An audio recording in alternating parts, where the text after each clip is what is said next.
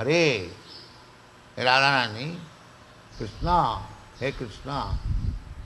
যখন আমরা ডাকি কাউকে কিছু আমরা নিবেদন করি, হ্যাঁ, নিবেদনটা কি, যে আমি এইসব দাসত্ব তো খুব করলাম, করে আমার কিছু লাভ হলো না, আর যাদের দাসত্ব করলাম তারও কিছু লাভ হলো।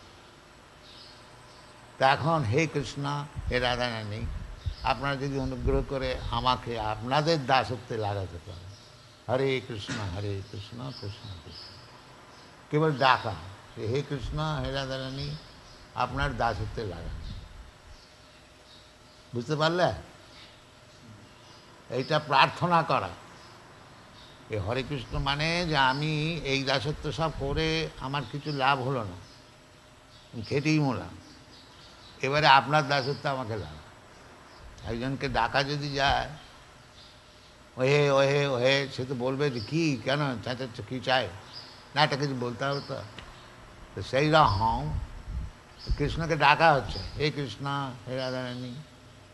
কৃষ্ণ কী জন্য ডাকা হচ্ছে? যে আপনাদের সেবায় আমায় লাগা। নিজঙ্কুমাম আত্মদাসে, আমি এইসব দাসত্ব করে দেখলাম কিছু সুবিধে হলো না, আপনার দাসত্বতে লাগা, এই কাজটা আমাকে দেয়, আর কিছু মানে না। দাসত্ব তোমায় করতে হবে।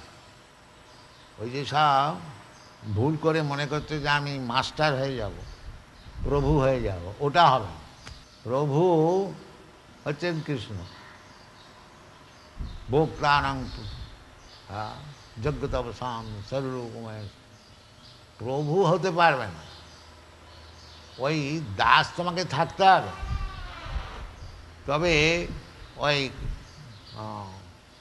একটা বড় দাস হব, অমুক দাস হব, তমুক দাস হব, কামের দাস হব, ক্রোধের দাস হব, লোভের দাস হব, মাৎসর্যের দাস হব, এইসব দাস হব।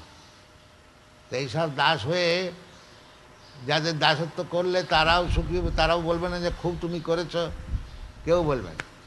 গান্ধী দেশের দাস হয়ে এত সেবা করলে তাকে গুলি করে মেরে ফেলবে, তার চেয়ে কেউ সেবা করতে পারবে? তার মতন দেশের সেবা কে করতে পারবে? কিন্তু ফলটা হলো কি না, দেশের লোক তাকে গুলি করে মেরে ফেলবে, তার মানে সন্তুষ্ট করতে পারেনি।